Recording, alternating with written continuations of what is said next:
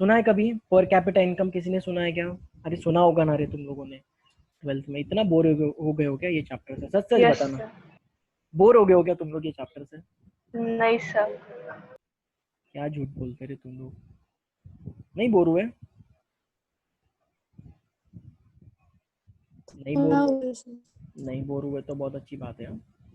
अगर ये चैप्टर में बोर नहीं हुए तो तुम लोग कोई भी चैप्टर में बोर नहीं हो सकते, ठीक है? मतलब तुमको सच में रियल सेंस में इकोनॉमिक समझ में आ रहा है, ठीक है? चलो, होप फॉर द बेस्ट।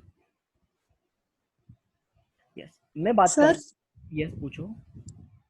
ये चैप्टर में फॉर्मूलाज मेन एमसीक्यू में पूछे जाएंगे क्या? हाँ देखो, फॉर्मूलाज तो इसके लिए मैंने फॉर्मूलाज तो तुमको लिखा के ही दिए, प्लस इसके अलावा क्या पूछा जाएगा, जो मेन हाईलाइटेड पॉइंट्स है ना, ऐसे समझो कि हमने जो नोट्स लिखे are the best notes for our exams, ठीक है? ये चैप्टर के लिए बेस्ट नोट्स है।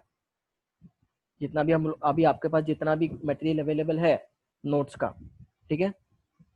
इसके अलावा वो मेन हाईलाइटेड पॉइंट्स में ऐसा कुछ पूछ ही नहीं सकते, क्योंकि हम लोगों ने जो रियल सेंस है हर एक टॉपिक का, ठीक है, हर एक टॉपिक का हम लोगों ने रियल सेंस लिख लिया है, ठीक है? और कभी भी इतना याद रखो कि एमसीक्यूज प्रोफेशनल एग्जाम में ना सेंस से ही पूछे जाते हैं, एटलीस्ट इकोनॉमिक्स में, हाँ, जहां तक मेरे को एक्सपीरियंस है, एटलीस्ट इकोनॉमिक्स में रियल सेंस में पूछे जाते हैं क्वेश्चंस, ठीक है?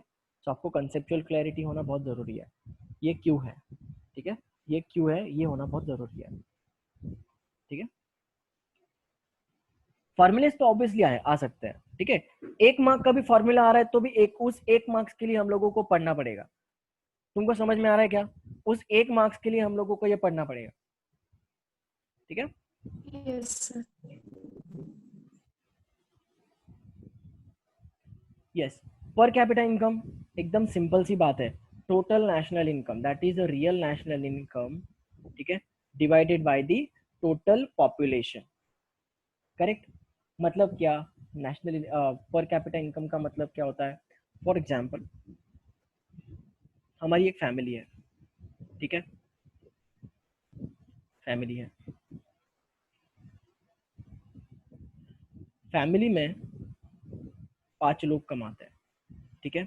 एक कमाता है 10,000, एक कमाता है 5,000, एक कुछ नहीं कमाता, एक कमाता है 15,000, ठीक है? 10 5 15 कितना हुआ टोटल?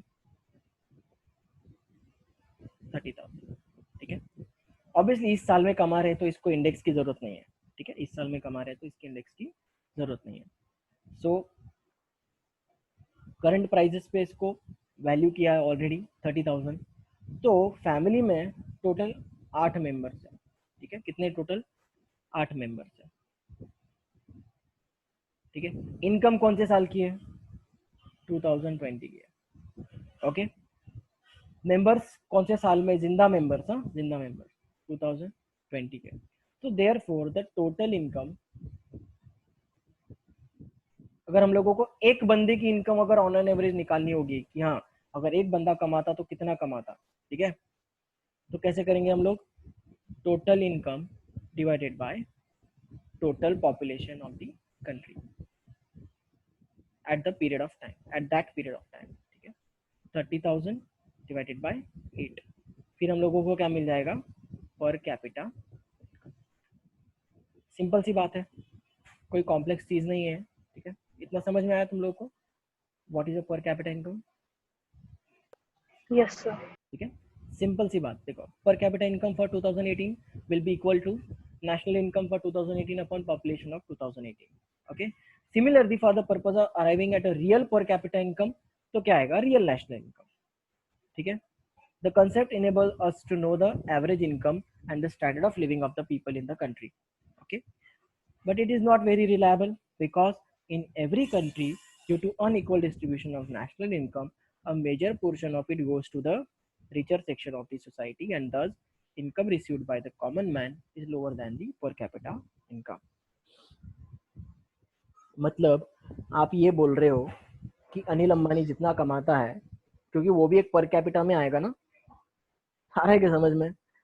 जितना अनिल अंबानी कमा रहा है उतना ही हम लोग कमा रहे हैं, ऐसा ही बोल रहे हो ना आप लोग? तो it is not reliable, it is not at all reliable, ठीक है? It is just to it is just a tool to compare that what standard of living our people have. Okay, on an average हमारा standard of living क्या है, ठीक है, जितना ज्यादा पर कैपिटा इनकम उतना ज्यादा कंट्री का डेवलपमेंट। आ रहा है समझ में? तो these are the tools that are to be taken into consideration. Simple, ठीक है।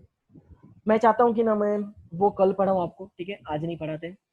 जो मेथड्स है, ठीक है, हम लोग वो कल देखेंगे। एक बार देख लेते हैं कौन सी मेथड्स है स्टार्टिंग में।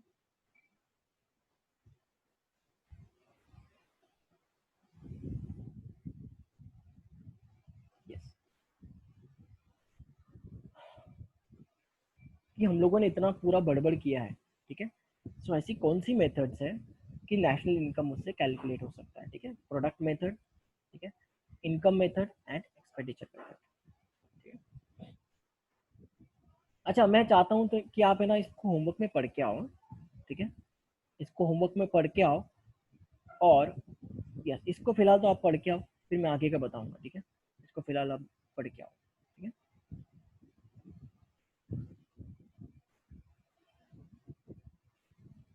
दैट्स इट, ये लेसन खत्म हो जाएगा कल हमारा, ठीक है। इसकी टेस्ट कब चाहिए आपको? सैटरडे को चलेगा? सर सप्लाई की बाकी है ना अभी? सॉरी क्या?